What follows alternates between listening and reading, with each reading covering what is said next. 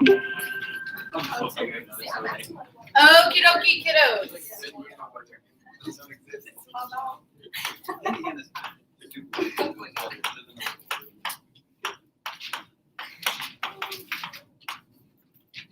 I'm hoping most of you actually went ahead and looked at the notes at least, or perused them to some extent. I don't know if any of you tried the homework. I know a couple of you did because I got emails about it, but really, truly a show of hands who actually looked at it. Okay, now it's not a bad percentage of you. So if you looked at the homework, because I know some of you jump right to that and see if you can do it without ever looking at the lesson, you might have noticed that it looked very similar to what we've done before. That's because complex solutions is just like factoring square roots with an extra added step to it. That's it. There's really nothing difficult about it. So of course, before we get into it, I want to practice and make sure you actually still can factor the square root of something or reduce this into simplified radical form. So if I have the square root of 75, what do I know 75 breaks down into? 3 and 25. Awesome. Hold on. So I get 3 and I get 25. 3 is prime, 25 is not. So 25 breaks down into 5 and 5. The 5s are prime. I really hope we're all paying attention to this. So then once I get it down to all of my primes, I just rewrite it.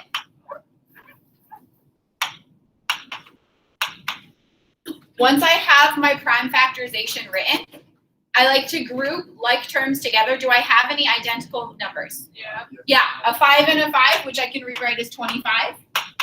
Do I have any identical numbers now? No. No. So then I square root each of these. What's the square root of 25? And what's the square root of 3? Just stays the square root of 3. So the square root of 75 becomes 5 root 3. Does anybody not remember that? You don't remember that? Okay.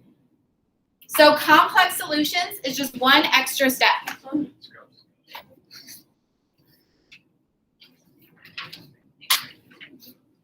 Okay. Let's say instead of the square root of positive 75, I had the square root of negative 75. Hold on. Not work. It doesn't work. Why not? Because it's a negative and you can't find the square root of a negative. Right.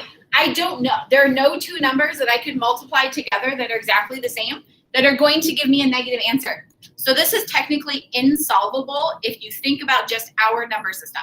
But it's not just our number system that works. There's actually a whole other set of numbers out there called imaginary numbers. And this falls in one of those.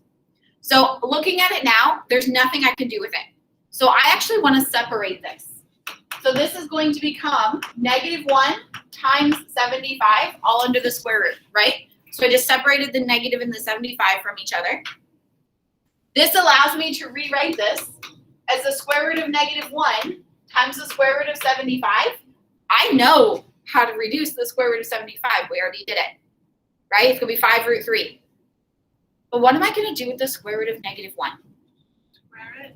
If you looked in your notes, there's actually a variable that we use to represent the square root of negative 1, and that is I.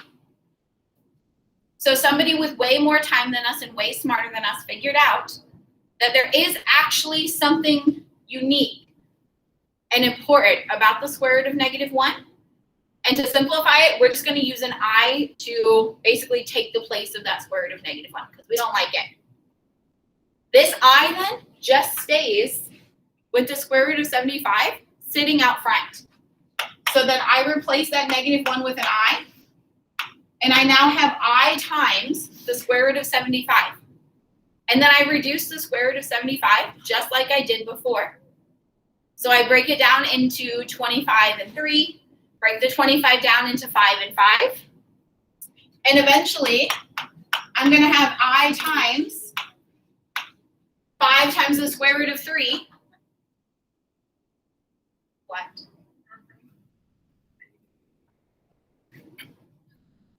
And then I just go ahead and stick the I between the 5 and the square root sign.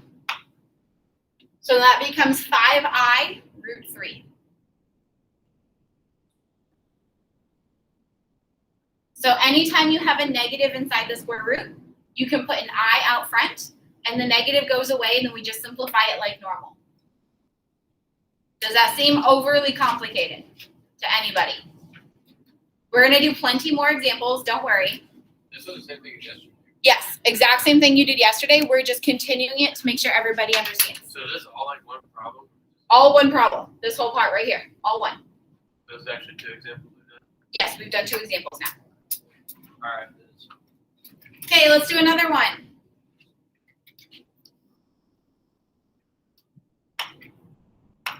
This time I'd like to take the square root of -9.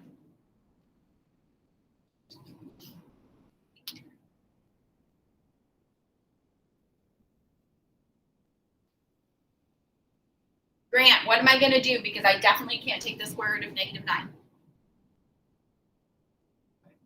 The I will cancel out the negative inside. So this becomes I times the square root of 9. And then I reduce the square root of 9 just like normal, right? What is the square root of 9?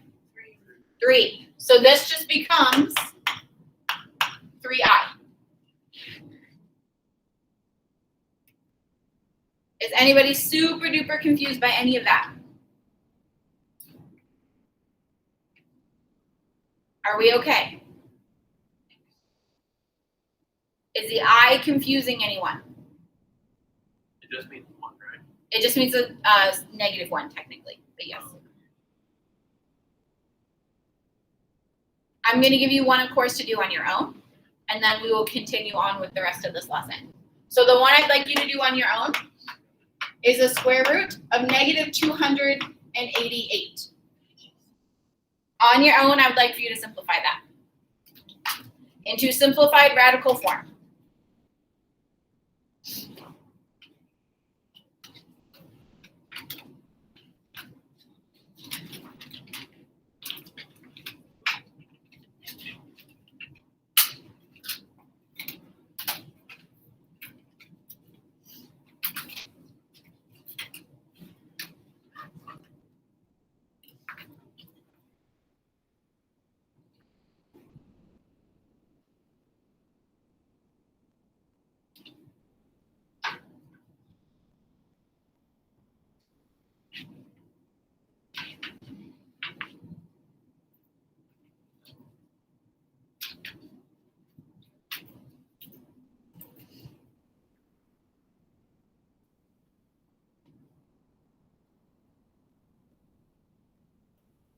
Hannah, what's the first thing I do? What do I bring down? Huh? What do I bring down?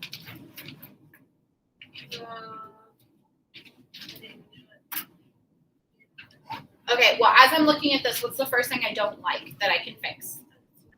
How do I fix a negative inside? Do I times We just put the I out front, yep. So this becomes I root 288. Briar, what do I do from here?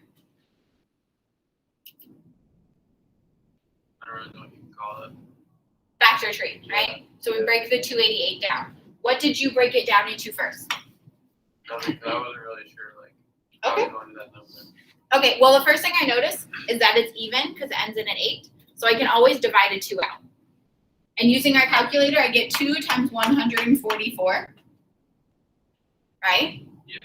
2 is prime, 144 is not. So what do I do with that? you can take 3 out of it and you can get I take what out of it, hon? 3. You get 48. Okay. So 3 is prime, 48 is not. So then what do I break 48 into? 2 and 24, right? And then that breaks down into 2 and 12. And then that breaks down into 2 and 6. And 6 breaks down into 2 and 3. Right? So once I have it broken down like this, I go ahead and I rewrite all of it. I had 1, 2, 3, 4, 5 2s. And then I had 2 3s.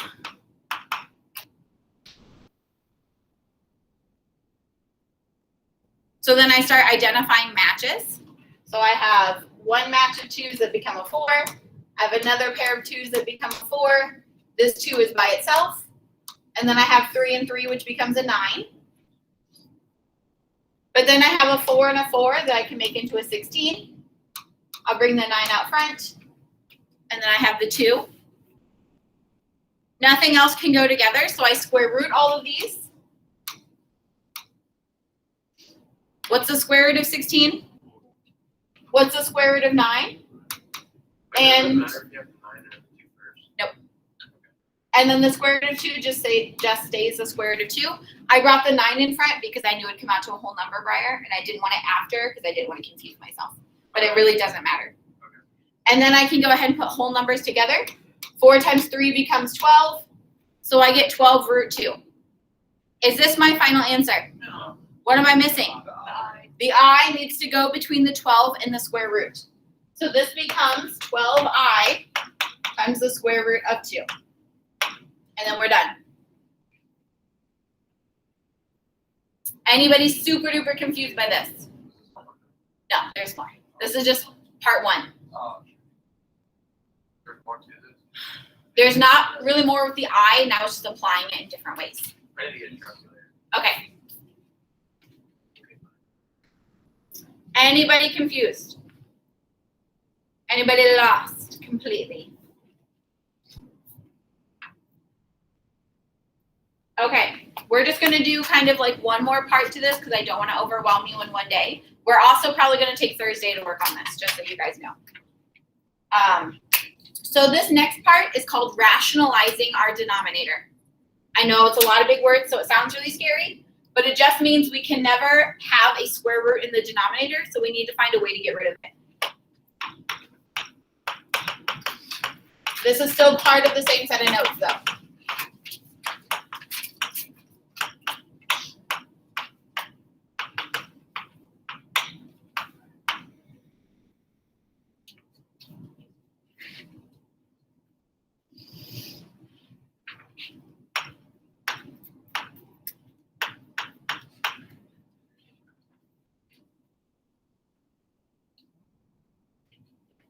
So the first example I'd like to start with is 7 over the square root of 147.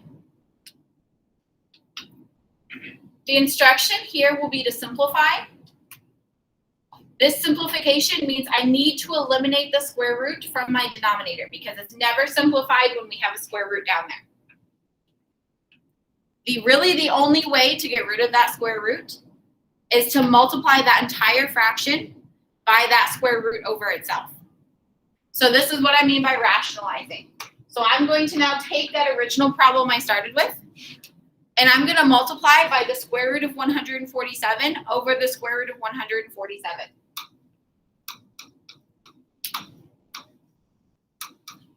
By doing this, these square roots are going to cancel each other out, and I'm just going to be left with 147 in my denominator, which is really easy to work with. And it's a whole number, so I'm one step closer to being simplified. So then when I do this, we multiply straight across. So I get 7 times the square root of 147 over the square root of 147 squared. I know a square and a square root are going to cancel each other out, which means I'm left with 7 times the square root of 147 over 147. I'm going to pause here to give you time to process this. How does this even happen? Which is there? This one to this one? Why do we do that? How do we do the second one? I said we had to multiply it because I need to get rid of the square root down here. And the only way to do that, yeah, there's a square root on the 147.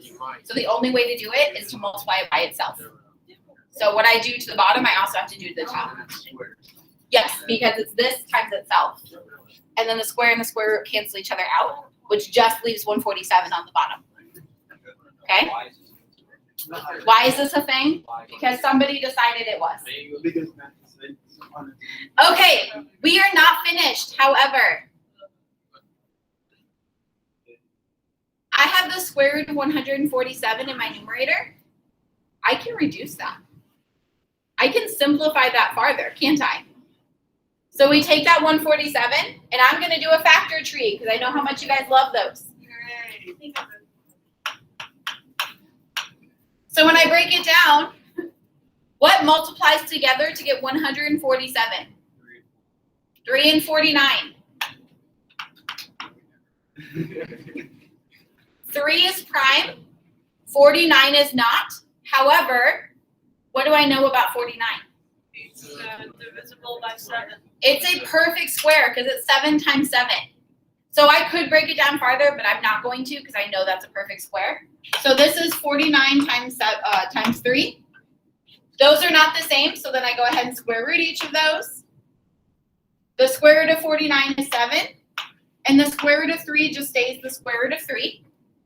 So this root 47 became 7 root 3, and I'm going to take this and substitute it in where the root 47 was in this fraction I had. So then what I have now is 7 times 7 root 3 over 147. I put the 7s together to get 49 root 3 over 147. And then I ask myself, is there anything I can take out of both 49 and 147? 49. Because you already told me 147 breaks down into 49 times 3. So then this cancels, and that becomes a 3. So my final answer is root 3 over 3. And I'm done.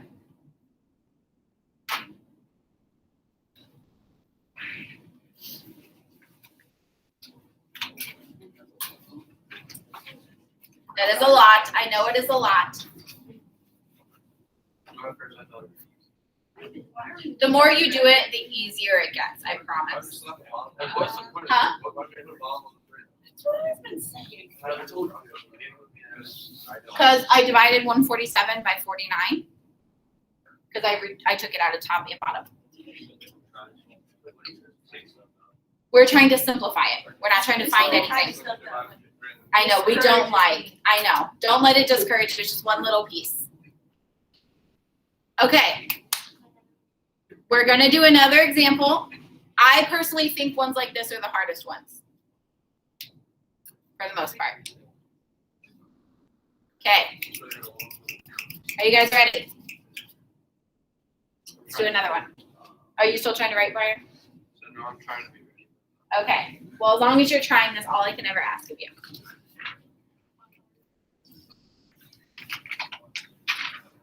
The next one I would like to do is 4 over the square root of 180.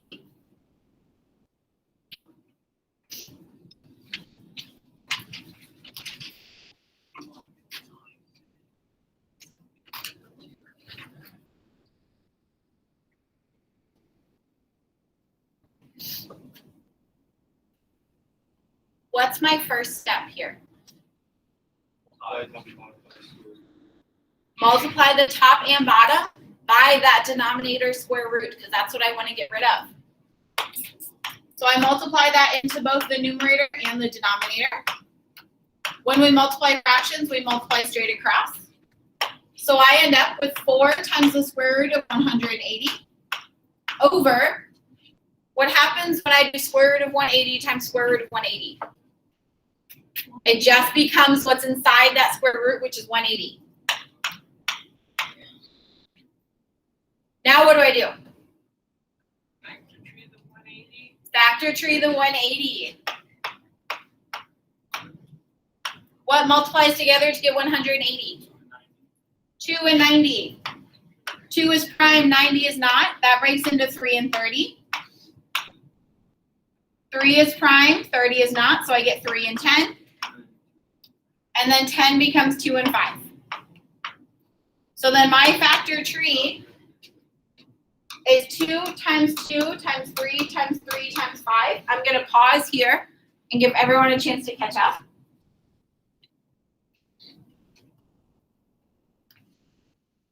Why didn't you factor tree the other one? Because that was the only thing under the square root. Where at? Right here.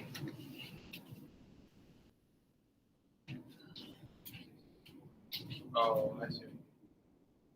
Yeah, so I get, like, I multiply this stuff in and simplify it, and then I look to see what's under the square root, and that's what I have to factor tree. Does that make sense? Yeah, I think so.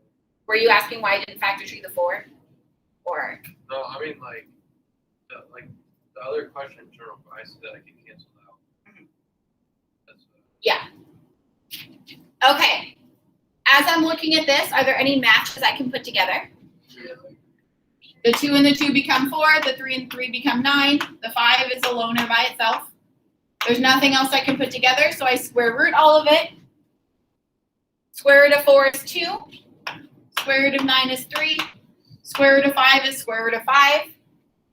I put the 2 and the 3 together, and I get 6 root 5. And I now substitute that in where the square root of 180 was. And I get 4 times 6 root 5 over 180. I can put the 6 and the 4 together because they're both whole numbers. I get 24 root 5 over 180. And then I ask myself, okay, what can I take out of both 24 and 180? Okay, everybody a chance to catch up first, and then we'll look at that.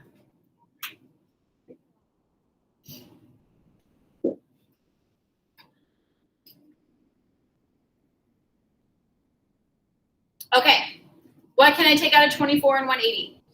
I heard 6, okay. So 24 divided by 6 is 4. 180 divided by 6 is what? 30. So now I have 4 root 5 over 30.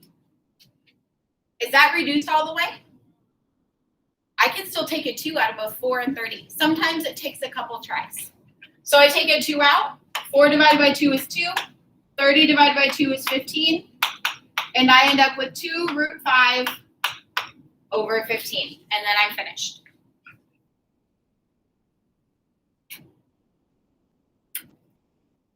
How are we feeling about that? Correct. You can have a square root in your final answer. It just cannot be in our denominator. So the bottom of the fraction. That is not simplified. That's what we're trying to avoid. Okay? I hate it. You hate it? I'm sorry. Okay, I think we're going to do 2 more examples, and then I'm going to call it a day. Yay. Okay? And then we're almost done. So I'm pretty sure we're going to take tomorrow and Thursday to finish this lesson. So I don't want to rush you.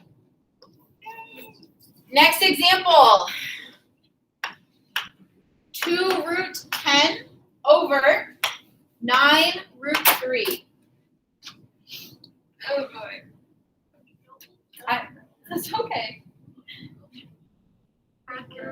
Just write it. Just write it.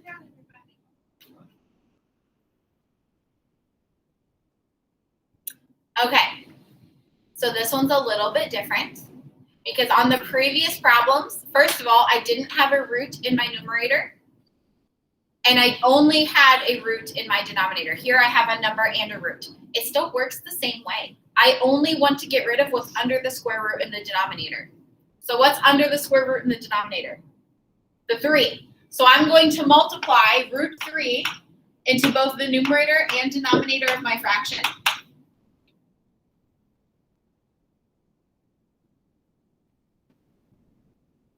In the numerator, when I'm multiplying 2 square roots together, I just take their values, multiply them together, and put them under a square root.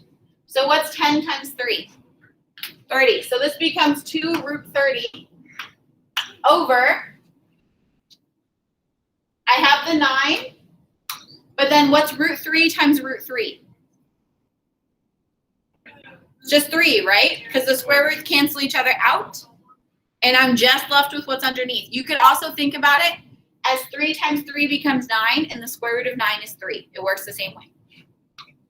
So then I have 2 root 30 over 9 times 3. I can replace that 9 times 3 with 27. I'm going to pause here.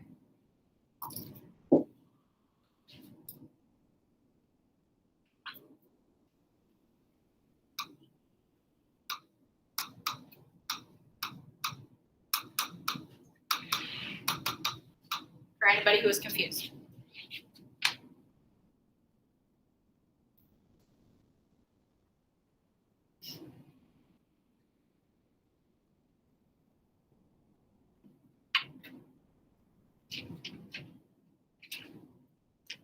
Okay, I'm going to talk us through this again. We're not going to write anything. We're just going to talk. I started with this blue one, 2 root 10 over 9 root 3. When it's simplified, there's no square root in my denominator. So the only thing I have to get rid of is the square root from the denominator. To get rid of it, I multiply it into both the numerator and the denominator. Okay, so I multiplied both the top and bottom by the square root of 3, because that's the only thing I didn't like from down here. Looking at just the numerator, when I have a square root times a square root, I multiply what's under the square root and put the product under the square root. So 10 times 3 is 30. So that went under the square root and the whole number stayed outside. In the denominator, square root of 3 times square root of 3 just becomes 3. And I multiply it by the 9 that's already there. 9 times 3 is 27. Does that make sense to everyone for the most part? I know this is it's a process. Then what do I do from here? Use the factor tree on the 30. I factor tree the 30. So when I do that, what multiplies together to get 30? 10 and 3. 3 is prime, 10 is not. So 10 becomes 2 and 5. Both of those are prime, so I go ahead and write my prime factorization. Do I have any matching pairs? No. No. So this square root of 30 is never going to reduce. It's just going to stay the square root of 30, which means I can go back to this answer. Once I factor treed my square root, I ask myself, is there anything I can take out of both the top and the bottom? The answer is no, so this is your final answer. 2 root 30 over 27.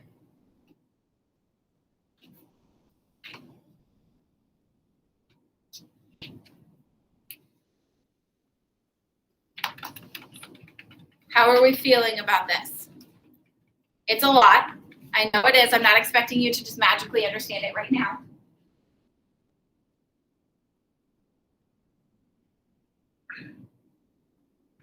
Okay. We are going to do one more, and then I'm going to call it a day. Okay? Just because I want you to see it and have time to kind of think about it before we get more into it tomorrow. So this example is 1 over 3 times the square root of negative 45.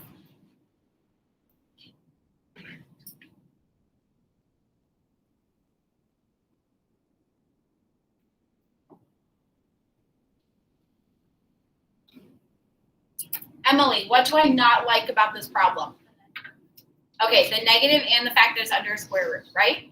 So to simplify this, I'm not going to do anything different than what I've been doing. We're going to do that I thing at the end. So what's my first step here, Emily?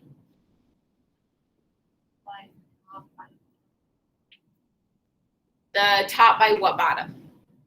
1 times 3 the square root of negative 45. Do I need to multiply everything by 3 root 45 or just the root negative 45? Just the square root part. I don't really care about the 3. It's just going to make extra work for me, and I don't want to do that if I don't have to. So I just want to multiply by the part I really don't like, and that's the square root. So I'm going to multiply the top and bottom by the square root of negative 45. We're going to leave the negative inside for this.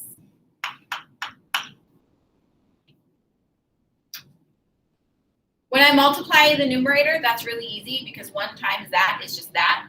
So I get square root of negative 45 in my numerator over, I know I'm going to have 3 times something.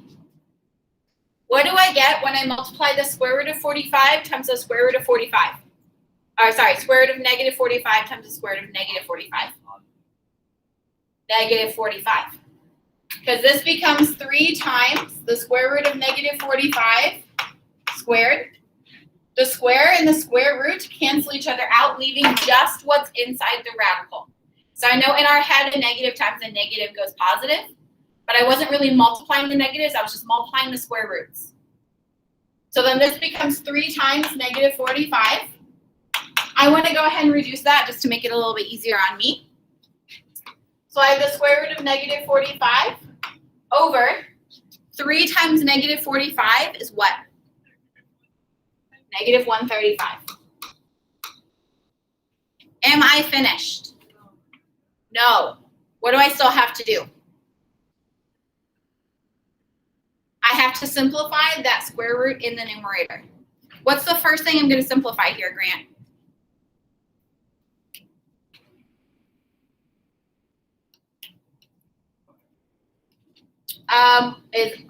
Am I going to leave it negative 45 to factor tree it, or am I going to do something? Got to put the I out front to make that a positive 45. So this becomes I root 45 over negative 135. And now I'm free to do my factor tree. So I get the square root of 45, break it down. What multiplies together to get 45? 5 and 9. 5 is prime, 9 is not, but what do I know about 9?